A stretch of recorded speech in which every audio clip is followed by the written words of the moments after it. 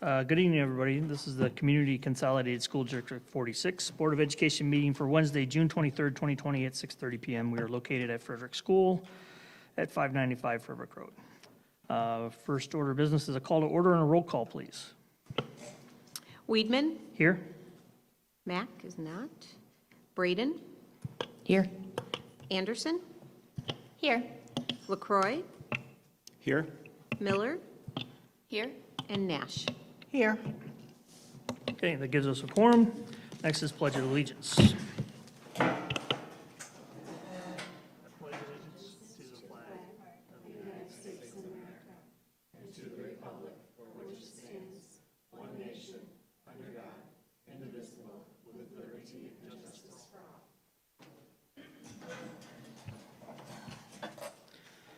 Okay, thank you. Next, I need a motion to approve of the agenda. So moved. Second.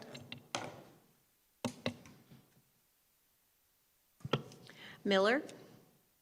Aye. Anderson? Aye. Mack? Sorry. Weedman? Aye. Braden? Aye. LaCroix? Aye. And Nash. Aye. All right, next on the agenda is public comments. We have We have one. one. If you want, you can just say the name. Jill Birdwell. Ms. Birdwell?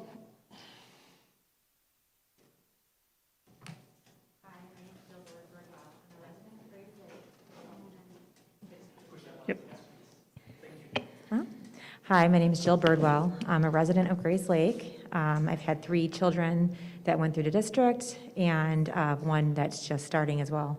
I'm the treasurer of the local PFLAG group, and I just wanted to come and say thank you to the board members that were involved in the Pride Drive that we had. We really appreciate that, not for us, but for all the children that need to see it. So I thank you. Thank you. And I believe we have one online at this time? We have 2, Two? and I'll read them. The first one is from Laura Diaz, and she's commenting on participation in the Pride Drive. And she writes, "Trustees and administrators, thank you so much for your presence and efforts at Grace Lake's first Pride Drive. As a parent of children who will be attending D46 in the fall, I was thrilled to see trustees and D46 administration at the Pride Drive.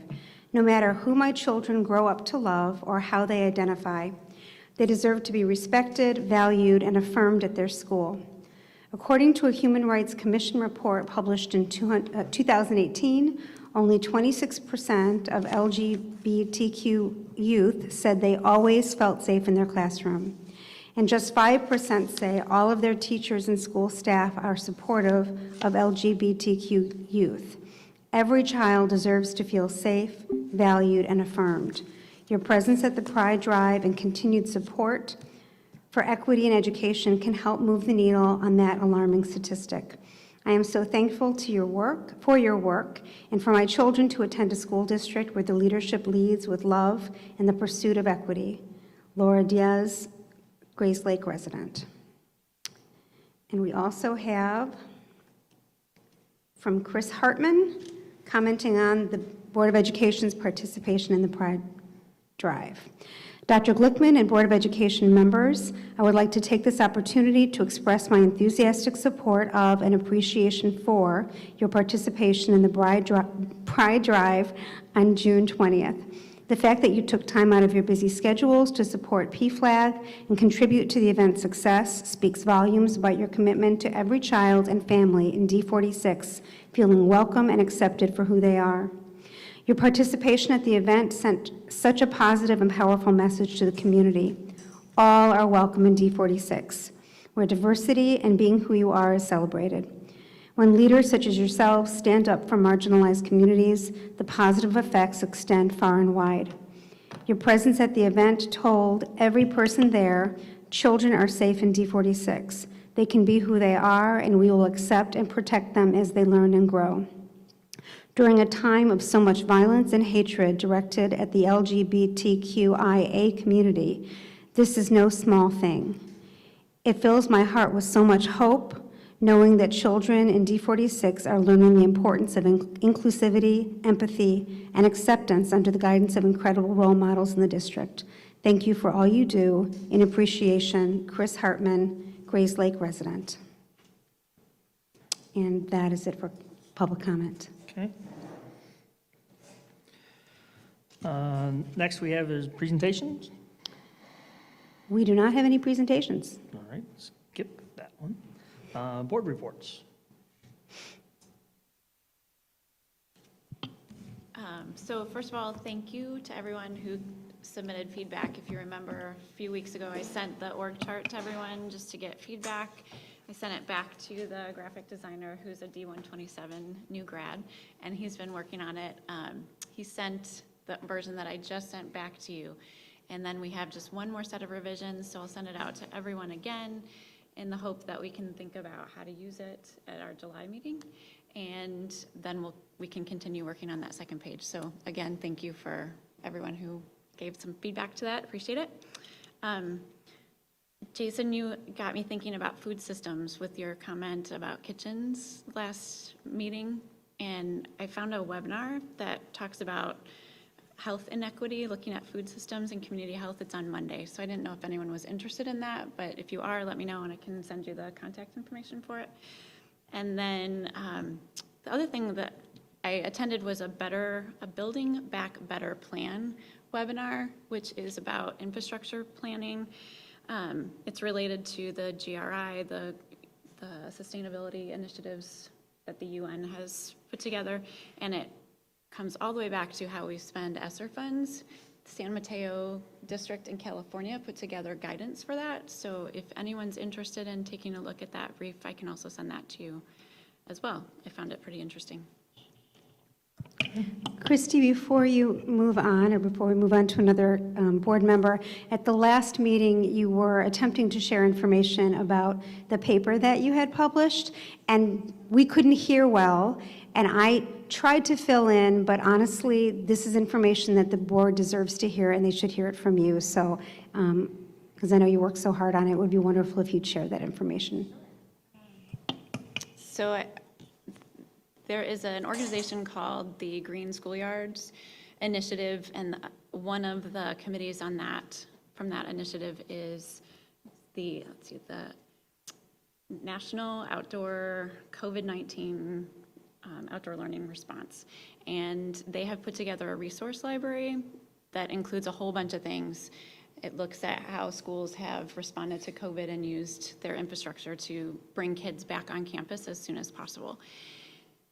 Part of that library involves case studies, and when I looked around at our district and saw what our teachers were doing and what our community was doing and how we were using the gardens and Meadowview's outdoor classroom and Prairie View's raised beds and just all the work that was going on and had been going on, they invited me to write a case study. And so that case study has been published, and I just found out 95,000 people have visited the site, so that's pretty exciting.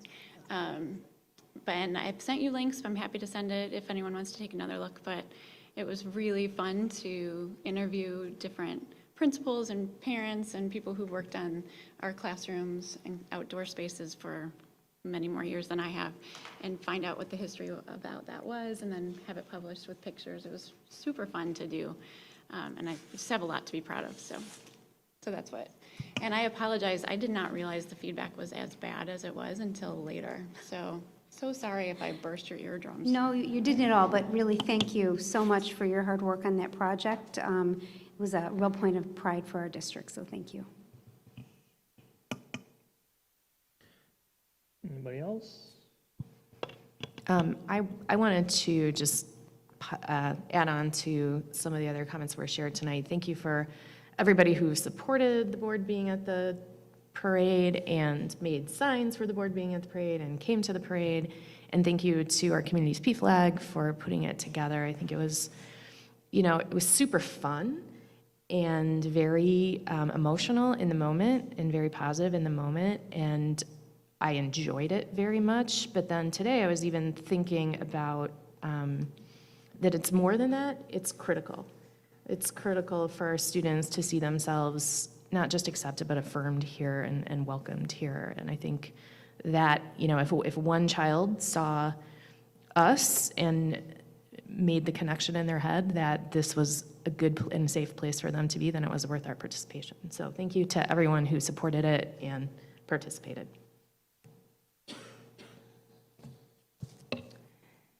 I just wanted to tag on. So I didn't have the opportunity to attend the Pride Drive, but I was there in spirit, supporting another inclusive initiative that was taking place on that very busy weekend. So Juneteenth was on the 19th, and my family was participating in a 5K to symbolize the long walk, the long journey to freedom for many African Americans in this country. So it was a really nice experience to share with the children.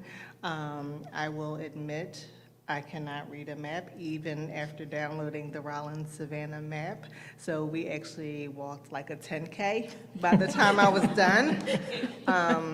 So these legs of mine are weary, but the board represented us so very well at the Pride Drive, and I'm just really proud of the inclusivity that's just displayed throughout our community, both in the Juneteenth events that were taking place in Lake County and also the Pride event on Father's Day on that Sunday. Mrs. Braden hit on something that just resonated with me from the equity series learning that we're going through as part of professional development. So first, thank you, Dr. Glickman, for affording us the opportunity, because it's absolutely just outstanding. And for as much as you are a student of the work and you are leading initiatives, just the amount of increased awareness that this training has brought forward has just been outstanding. And one of the things that stuck with me is around PC, and the conversation was around shifting from political correctness to personal consciousness, and making sure that we have, that all of our children feel visible, irrespective of their ability, their sexual preferences, gender, race, religion. And so there's so much work to be done, a lot of conversation around just the systems in place. But one of the things that made me feel really good was that each of us are tasked to understand how can we, whether it be small or large, through our initiatives, our policy, our practices, start to disrupt those systems, right? So it won't be like this massive overhauling, but inch by inch, right? We'll get there together. So that made me feel really good. And then lastly, I just wanted to thank publicly Mrs. Miller for the work around the community organizational chart, because, while you look at it at glance, it's like, oh, it looks like quick and easy, but there's so much thought and preparation that has to go into making sure that it's clear, concise, and digestible for the reader to engage them and want to keep clicking to learn more. So really nice work. I'd just like to, she probably might be listening out in the virtual world. Thank Joyce Campbell for driving us around for the event. If we can, maybe we can draft a letter to her and say thank you to her for driving. Preferably she has a bigger car next year, only because I'm not sure how I stayed on. But if we can just send her a nice note of thank you, that'd be great. Else? Okay. We are up to the superintendent. All right. Well, we're going to start with somewhat of an update for the 21-22 school year, but it's not really an update, it's more of an outline of a letter, because just a couple of things have happened over the past week. Paul and I were both able to attend a webinar from the state of Illinois, but really that webinar from ISB was mostly people asking for information, and it wasn't really information being provided. There was nothing really that we didn't already know at that point. 2 days ago? Yeah, I believe 2 days ago, some superintendents drafted a letter, and it's a letter that a lot of superintendents signed. I was one of them. And it's a letter to Governor Pritzker, Deputy Governor Jesse Ruiz, State Superintendent Dr. Carmen Ayala, ISB board members, and the IDPH. And I want to share with you the content of that letter so that you can understand what is the information we're still waiting for. And why we don't have more to share with you right now. So here are the unresolved issues for which we're looking for clarification. One is about social distancing. So we're wanting to know if 3 feet will still be required in classrooms in the fall. We're wanting to know if 6 feet will still be required, of social distancing will still be required at meals. We want to know if there'll be different guidelines for adults versus students, for fully vaccinated people versus unvaccinated people, for regular school activities versus extracurricular activities, for schools implementing a COVID testing program, as we are planning to do, versus those who aren't. Will there be different guidelines for non-school groups that utilize our facilities, and also indoor versus outdoor activities? Most of that is still unclear. We're looking for updated quarantine guidance. So we need a clear definition of close contacts in the school buildings and consistency with those physical distancing recommendations that we await. We are looking for updated contact tracing expectations in our schools and differentiated quarantine requirements for vaccinated versus unvaccinated individuals. We also have lots of questions about masking. We're looking for guidance that is appropriate for schools and consistent with other settings. And in fact, I'm going to read you kind of a truncated version of a quote from that letter that says, "Fully vaccinated individuals are no longer required to wear masks in most environments throughout the state. If there is a compelling reason why vaccinated individuals must wear masks in schools, we hope that a clear explanation and rationale can be provided." We're also looking for vaccination records guidance. So we want to know if IDPH will provide access to vaccination information on individuals to schools. So that information is collected. We want to know if we will have access to it, finding out whether or not people are vaccinated.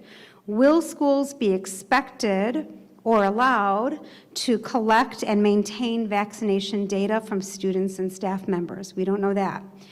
Can schools require vaccinations or COVID testing of staff members or students who seek to participate in extracurricular programs or in any other situations? So the truth is, we need answers to a majority of those issues before I can provide any more information about what the upcoming year is going to look like. I would say that the good news is we are well prepared to start the school year with the standards that were in place last spring. We're ready to go with that. So it's really the loosening of any restrictions that would be change for us, and those are changes that we are well able to make and can make quickly. But that's where we are right now. We are waiting for information, and what we keep hearing from ISB and the IDPH is we know it is a priority to get that information to you. So we're glad for that, and we're looking forward to hearing more. Any questions about anything I just shared, board? Okay. You have the same questions I have, right? Okay. But speaking of making changes quickly and doing things quickly, I have a little story to share with you about what we've been doing for the past week here in District 46. This is about Jumpstart Kindergarten. And board, you've not heard about Jumpstart Kindergarten from me because this just happened. So at 2:18 p.m. last Tuesday, June 15th, we received an email from ISB telling us about our eligibility for a grant. And why are we eligible? We're eligible because we received the Early Childhood Block Grant. We have a Preschool for All program that's known as PFA. We are a Tier 1 or Tier 2 district, it had to be one of the two of those, and we have incoming kindergartners who had limited access to in-person learning this year. So because we fit all of those qualifications, we are eligible for a one-time Governor's Emergency Education Relief Grant, which is funded at a rate of $500 per child for up to 48 children.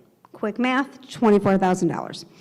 So this grant is to be specifically used for a summer program this summer, a summer Jumpstart Kindergarten program for 4 weeks, 4 days a week, 2.5 hours a day. Sometime between the start of July, which is when our current summer programs are ending, and the end of August, or when school starts. So that happened a week ago yesterday, 2:18 in the afternoon. By 9 a.m. the next day, we were planning a program. Our cabinet was meeting. We talked.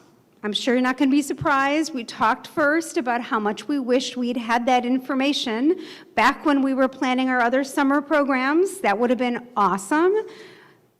We had our moment, we had our grumble, and then we celebrated that we're eligible for this money, and we moved on and we started planning. And by 11:34 that day, we had sent out an interest form to our staff to find out whether we had staff who would be able to staff a program at the end of the summer. And good news, we do. So that program, what we told them was it would be running Monday through Thursday from July 19th through August 12th. And at about 4 o'clock today, so a week and a day after we got the news, we started the process of inviting students for the program. So we're targeting incoming kindergartners who fit these qualifications. They were part of our PFA program this year, or they were on our PFA waiting list, because we did have students, as we often do, I think always do, who qualify for PFA, but we don't have space for them. So we're also considering those children, and looking at those. And they were not already invited to another one of our summer programs. So for example, we have English learners who are incoming kindergartners. I have the sun right in my eyes. We're going over here. Okay, incoming kindergartners who are part of our Adelante program right now because they were eligible for that. So those students aren't invited for this program. These are only students who haven't been invited to another program. Similarly, we have students who were in our ECC program, our early childhood program last year, who were invited for the ESY, Extended School Year Special Ed program, happening right now. So they also have not been invited for this program. So in short, through this program, along with all of the other summer programs that we already had planned for and have in place right now, we are able to offer a summer pre-kindergarten experience for all of our students who qualified for PFA this year, and also our ECC students, which is a different program. So we're really, really excited about that. There's 3 more pieces of information that I want to share with you about this. First of all, we do not know how many of our invited families will take advantage of the program. There are some financial unknowns. So it is certainly possible that we will not get enough money from the grant to do all the things that we want to do or need to do in this kind of program. We're glad to have the ESSER money available to us to fill in those gaps if we need it. And in fact, one, I'm going to say, quirk of this grant, this particular grant, is that we can't use it for any materials. There was really no explanation as to why that is, but I emailed to make sure we can't use it for materials, so we are already using some ESSER money for curriculum and materials for this program. And the last thing I want to tell you about this is that I have been very purposeful about this lengthy narrative giving you all the times and dates. And it's because I am so incredibly proud of this high-functioning team. Board, I want you to know that nearly every member of our district office administrative team, and many, many, many members of our support staff have been involved in working on this kind of sort of around the clock for the past week. And I just wanted to let you know that these are the people that are working for you that will, in a week's time, get a program up and going. And I'm just really proud of that team. And with that, I'm going to hand it over to one member of the team, Mr. Paul Lewis, who's had a lot of work to do on this Jumpstart Kindergarten program, but he's going to share information about another topic with us. I thought I was going to be put on the spot to talk about all those things, but I could if you have questions. So in the past, we've been talking about the ESSER 2 grant, and so that's a funding source for us to help specifically with unfinished learning. So we've been working with the teams, with teachers and with administrators. So I'm just giving you a little bit of a preview of what we'll be bringing to the July board meeting. I just wanted to share a little bit about it. So the first one is we've heard loud and clear from our teachers a need for what educators would call foundational skills support. And so foundational skills support is all about phonemic awareness, it's about phonics, and it's about word study. Leading to spelling. So those are really important aspects of our K-2 curriculum and our teaching. Part of the remote learning made some of that early reading a little bit more difficult for teachers to work on. So we're going to be proposing a new resource for next year. It's called From Phonics to Reading. This past Monday, we had a webinar all about it.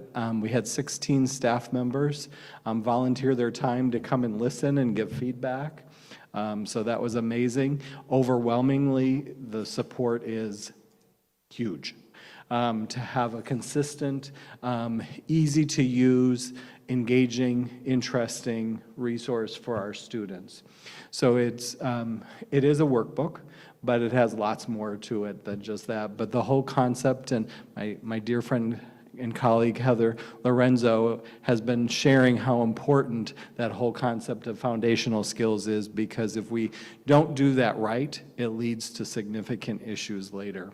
So we haven't necessarily had a consistent program or a resource for a number of years in the district. Teachers have been working very hard, but for us to be able to provide one to them instead of them having to create everything will be really a good thing.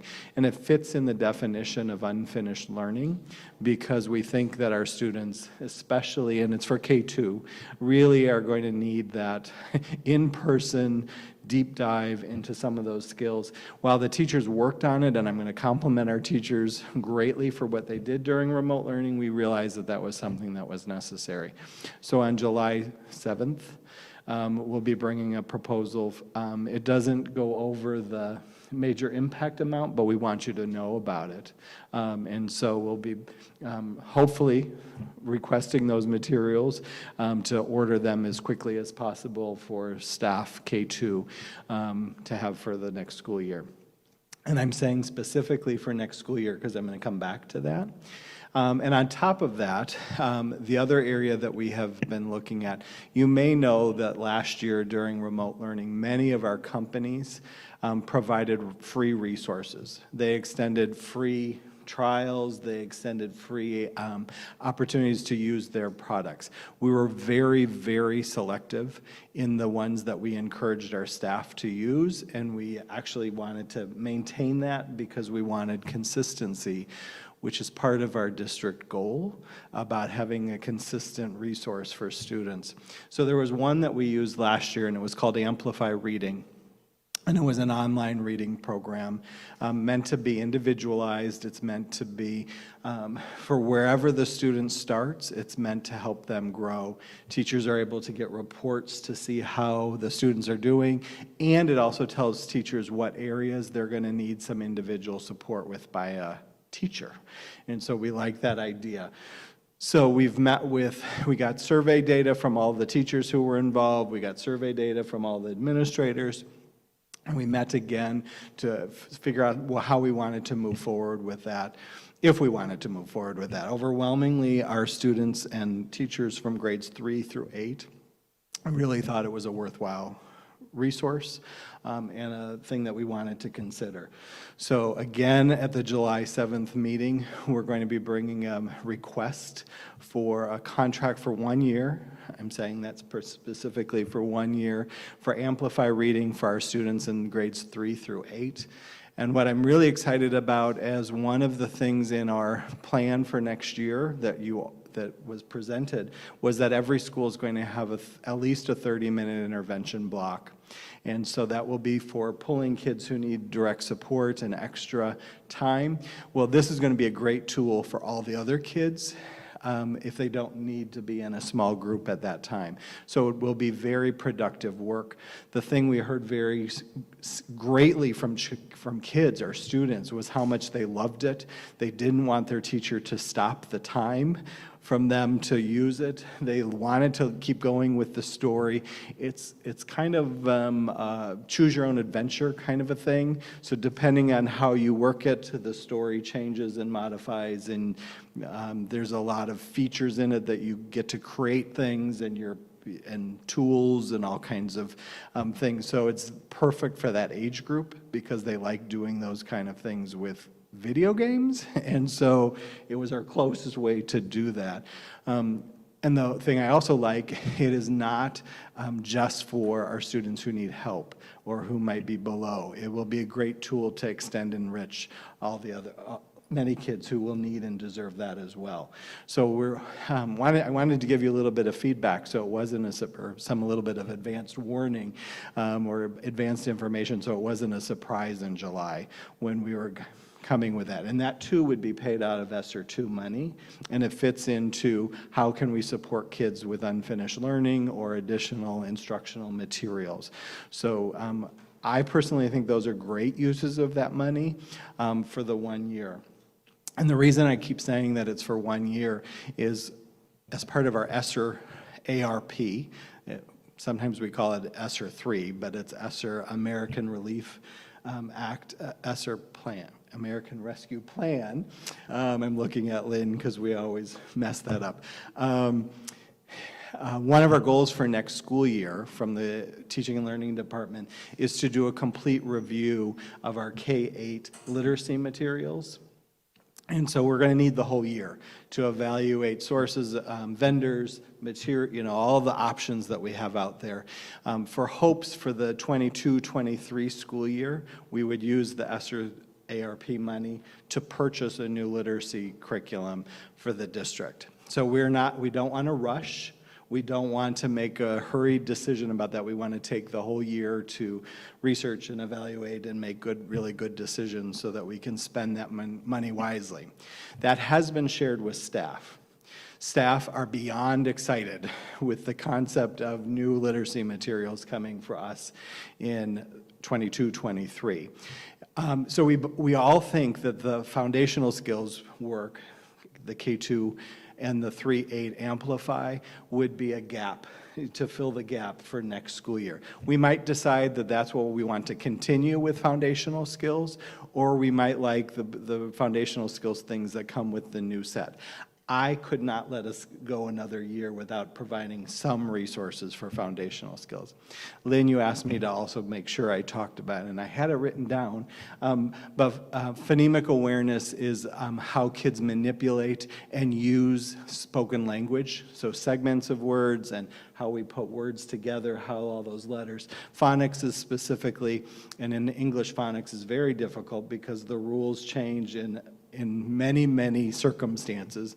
And then word study is understanding all the word parts, prefixes, suffixes, base words, root words, whatever you would like to call those, and then how they change meanings with all of those things. So to have a really strong program at the earliest grades is really important to us. So I'm glad to entertain any questions about all of that, but that's been what we're working on, to think about how we can expand all the resources and expand our curriculum for our students and teachers. Nice work. Ditto, while you're planning a kindergarten program. Thank you. That's a lot.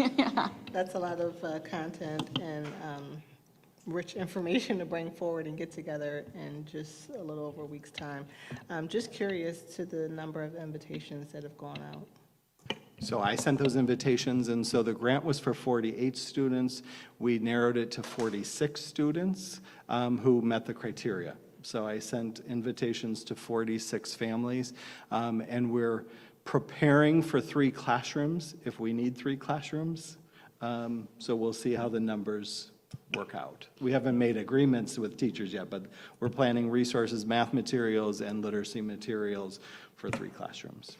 And next week, we'll have folks making phone calls to families that haven't responded to the survey, because we certainly don't expect that everyone's sitting at home waiting for a survey to come about Jumpstart Kindergarten. So we'll be calling people too. And we're trying to get all of that taken care of before the 4th of July, because families, that's a busy time, and it's harder to get a hold of people to make all those things happen.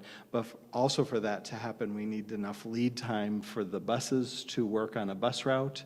And so that's not a 2 or 3 days, that's usually a 2-week turnaround for when we have to have new bus routes. So there's a number of things that we had to work through as a team.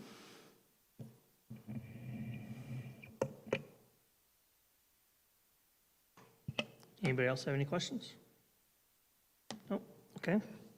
Thank you very much. Next is committee reports. We have the Community Engagement Committee. Yep, just real quick. Can you hear me? Just real quick, the food drive for the Avon Cares Food Pantry is July 17th and 18th.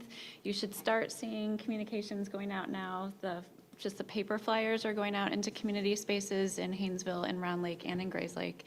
And then the digital platforms, those will start publishing some of the information in the next 2 weeks. So July 17th and 18th from 10 to 4, you can drop your food at any building except GMS. And if you're a GMS family, you can drop it at Frederick. And then we'll have volunteers shuttle the food back over on that Monday morning and throughout the weekend. So that's it. Okay, thank you. Next, we have the consent agenda. So I need a motion to approve the consent agenda, including the personnel addendum that we got earlier this evening. So moved. Second. Mr. Weedman? Yes, ma'am. I did have a question about one of the accounts payable report. And this may be a topic for future discussion, Dr. Glickman. But going through the accounts payable report, when there's reference to outplacement tuition, I know there's probably a myriad of criteria that goes into that. I just was hoping to get a little bit more understanding as to, all of the outplacement facilities and, I guess size and scope of how many students we have in each, and what are the, benefits of, or not, if it's possible to just understand if there's a way to kind of scale that, because it does appear that we have a decent amount of spend with outplacement tuition. So I appreciate the question, and definitely that would be something that we could talk about at a future meeting with data and such. But I just want to make sure, is that a report that the board would be looking forward to seeing? Is that something that the board would like? Sure. Yeah? Okay. All right. We will, Heather will work on when we'll bring that forth. Okay. Thank you. I did have a question along those lines, well, not along those lines, but about the accounts payable report. I saw that we did a lot of refunds for, I assume, cap and gowns or something along those lines for that. What happened there? I think they were just refunds for, through the normal course of business, through our activity accounts. Hope that makes sense. They're just things that, refunds that we had to give through our middle school activity accounts. I think that's what they were. Okay, yeah, they were, according to the accounts payable, they were, I'll bring it up. A lot of them said, 1 second. Of course, it's on zero font, so I got to screen in here. It says reimbursement for overpayment for graduation gown. Yes, if an individual parent made an overpayment, we would refund them through the credit card. Okay, because there was like probably 20 of them in there. Okay. We did have some students who weren't, who ended up not coming on site for graduation, so I would say it's likely that it would be those students.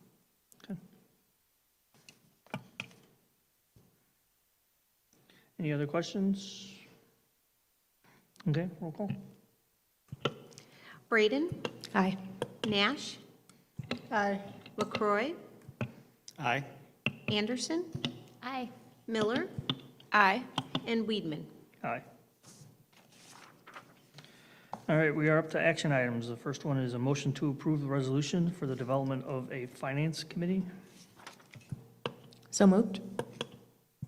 Second?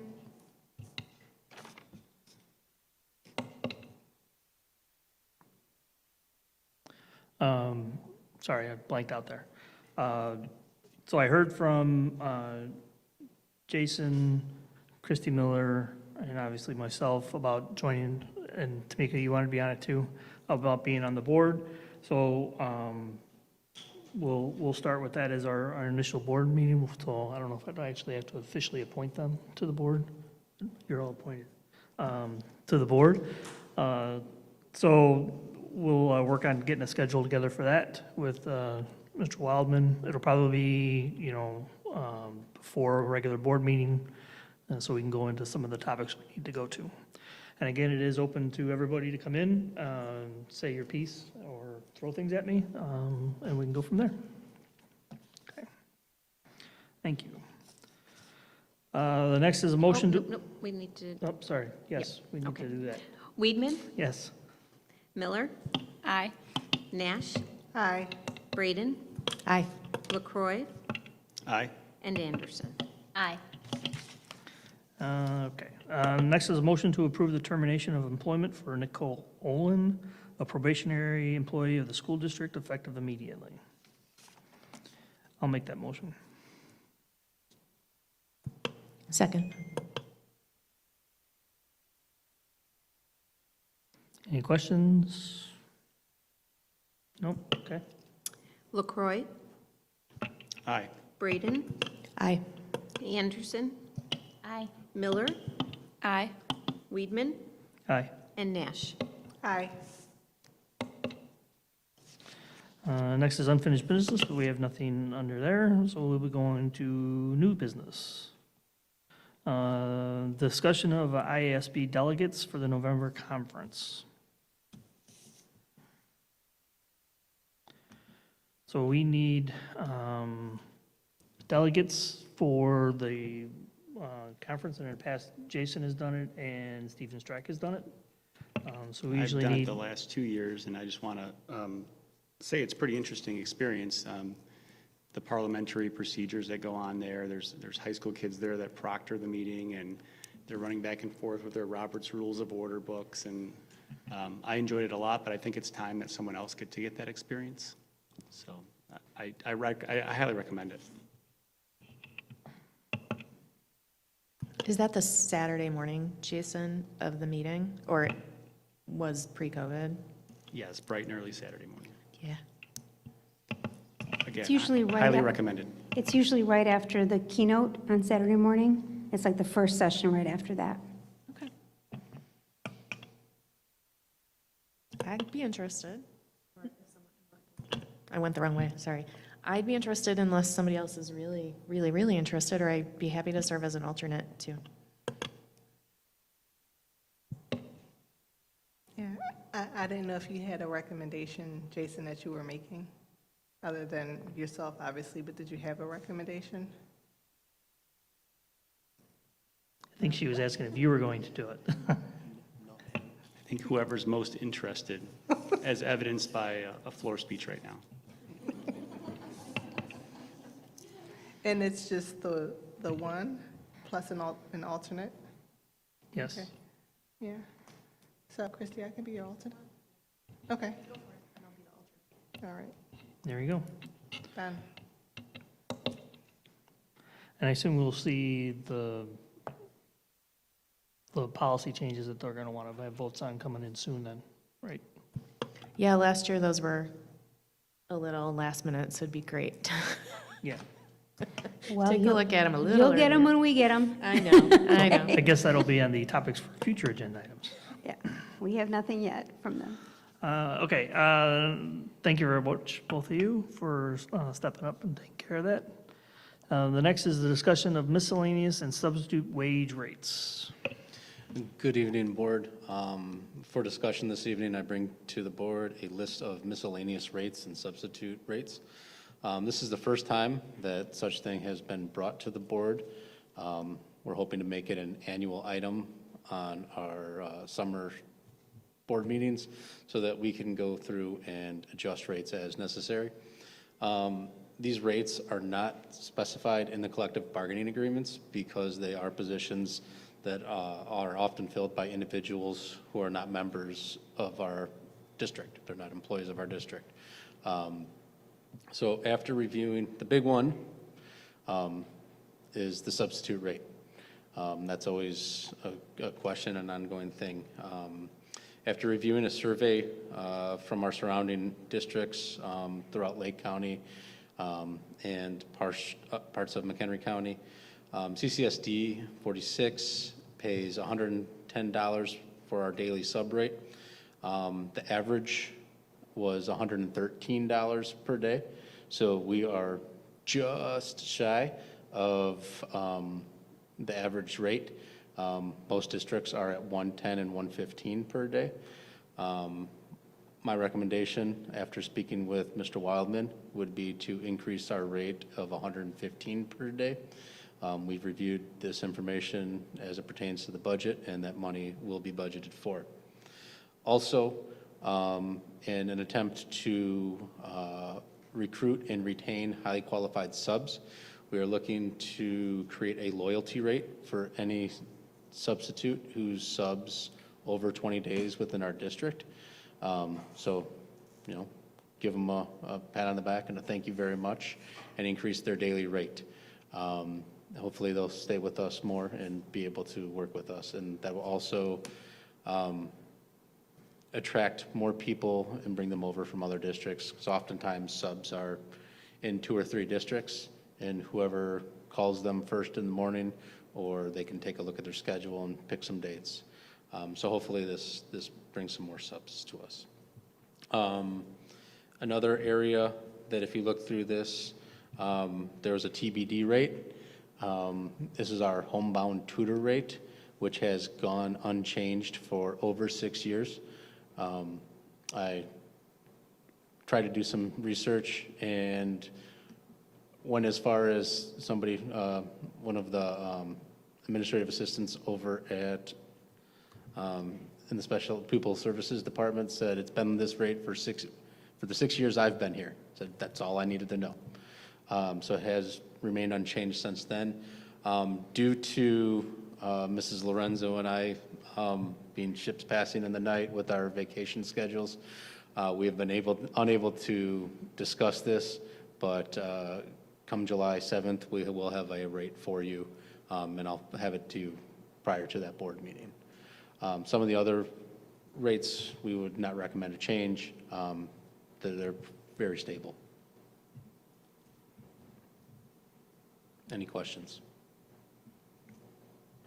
I have two, Mr. Wolf. Thank you for your presentation. So clarifying question, in terms of the rates, it's the recommendation to increase from 110 to 115, and then after 21 days, do an additional bump of $10 as a loyalty rate thereafter. Yes, that's correct. Okay.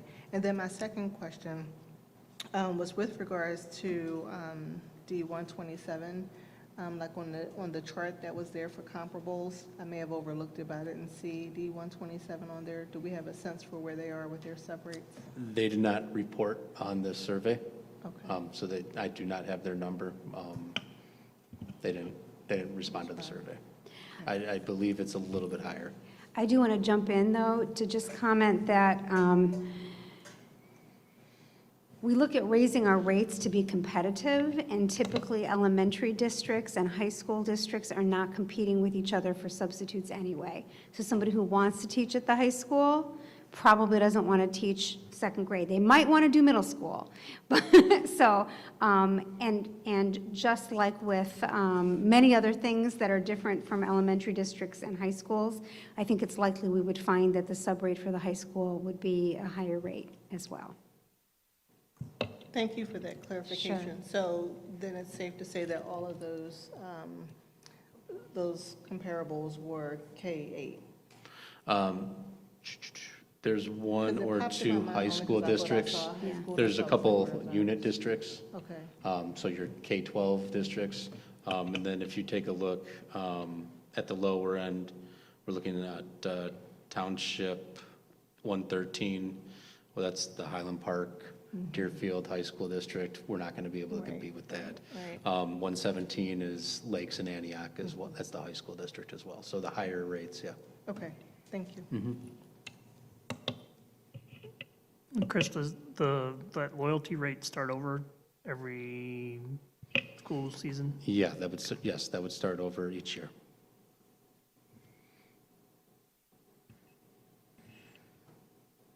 Any other questions regarding that? Are you okay to let them move forward with it and bring it to us for the 7th?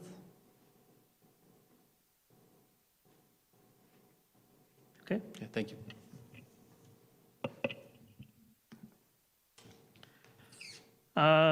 Next on the agenda is a discussion of Chromebooks, refresh for grades 3 through 8. Good evening. I am happy to bring up the idea of a refresh for our 3.8 Chromebooks this evening. As you may remember, in November of 2018, the district leased Chromebooks as part of a one-to-one initiative for all of our 3rd through 8th graders. So if we fast forward the calendar, we are quickly approaching the end of that 3-year lease. At the end of that lease, which is coming up here in December, we have to turn in all of those devices back to the leasing company. So all 2,500 of those devices will need to be returned, in which case we need to begin securing devices for our students between now and then. Supply chain being what it still is from recent months, the technology department has been working hard and very closely with 3 different vendors to secure pricing as well as secure our next device. So really narrowing in on what device we want for our 3rd through 8th grade students, as well as what device we can actually get between now and December. And those are somewhat 2 different things, but I feel like I've narrowed in on a device that we'll really be happy with. So at this point, the plan would be that at the next board meeting, we'll bring an agenda item for approval for the next 2,500, 2,600 roughly devices for our students going forward. This is something that Mr. Wildman and I have worked closely on to build into the budget for next year so that it will be a purchase instead of a lease at that point. And so 3 years from now, we will not be running into the same situation mid-school year. That's one thing that I'm working hard on to try to get our refresh rate to the summer now, instead of refreshing really 2/3 of our student devices mid-school year. For tech team and for budgeting purposes and for workload, it would be much nicer to be able to do that during the summer. And we'll be able to kind of extend the life of those devices the extra half year after, or 3.5 years essentially, so that we don't have to do that. Are there any questions from the board on any of that? Is there an opportunity to continue using these devices till the end of this school year so you don't have to do it midway through? That was one of our plans that we discussed with the leasing company, and unfortunately, the financial aspect of that does not make sense at all. And the pricing was was shockingly high to do either. We tried 2 different options: either just extend the lease another 6 months, or buy the devices outright. And both of those options shocked me. Is there any problem that having those 2 different lease terms causes you? The 1/3 of the devices obviously leased for the K2 students on the onset of the pandemic. So you have a third of the district's devices on a different cycle. Is there any interest in co-terming them? Is there any benefit to doing that? Presumably at some point, 2/3 of the population of our students will have a different device than the other, and they're going to leapfrog each other as far as what's the latest and greatest, right? Yeah, it really, device-wise, and so kind of two different parts to that question, device and then financial aspects. The device-wise, what I'd really like to get us to is a refresh where we're refreshing a third of our district every year, so that it's not a 2/3 every 2 years or every 3 years, that we can get to kind of a situation where we're refreshing kindergarten, 3rd grade, and 6th grade. And then those students get a new device, and they keep them for 3 years, and then they move on, and we get a brand new device, again, refreshing every 3 years. All of the components of that, financially, we can plan for that long term. We know every year we're planning for a third new student devices. We can also, that minimizes the workload, so we're not off balanced with that. Financially, in this particular case, as far as a co-term lease, I'm going to default to Mr. Wildman a little bit. We were really happy with not having to take interest out on a lease agreement with these new devices, as well as the flexibility that it gives us, the tech department, long-term by owning these devices. We currently have a large number of what we call loaner devices in district that are honestly past the end of their life, and we're hanging on to them to issue to a student for a day or two as they need a new one, as theirs gets repaired. But it would be great to own these devices and be able to retire those 8 to 10-year-old Chromebooks, and we'll be able to do that with this next batch, where these previous 2 leases, we have to give those devices back, and so we're unable to kind of move them out of day-to-day use and into the loaner use, if that makes sense. Thanks. Any other questions? Nope. Okay. Awesome. Thank you. Thank you. All right, we're up to topics for future agenda items. Well, we have a few. You have heard us talk about the indoor air quality assessment that we are doing this summer. So at the next board meeting, we will bring you a presentation for those plans so that our board understands clearly what it is that we are going to be doing this summer. So that's plans for our IAQ, which is an indoor air quality assessment. Also, from our O&M department, we'll have a discussion on the RFP for nighttime custodial support. You can expect some type of an update from me regarding the 21-22 school year. But again, how robust that will be is very dependent on what we might learn between now and then. We have some action items, the sub and miscellaneous rates that Chris Woke just talked with you about. We'll bring you an action item for that, along with those major impact forms that Mr. Lewis talked about for curriculum. So that's what we have for July. And then I can fast forward a little bit to share that in August, we're expecting to do an approval of the RFP award for nighttime custodial services. And then we have a couple of presentations that we are planning to do in August. One would be a solar panels report from Performance Services. You may remember they will come back, they'll do it twice a year, and August is when they're going to do it for us again. And we'll be bringing you a draft report from WOLD to talk about our master facilities plan, because they'll talk with you about a draft, and then in September, we'll move into the actual long-range master facilities plan approval. Also in September, we'll have policies, so board members who are on the policy committee expect to hear from us soon about a date for a policy committee meeting.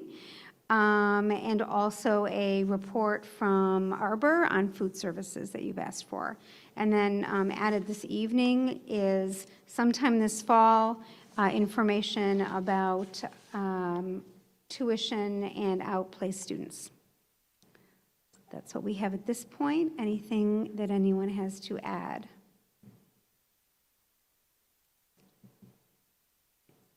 Okay. All right. All right, we are back up to public comments. Yeah, I've got it. You can come on up and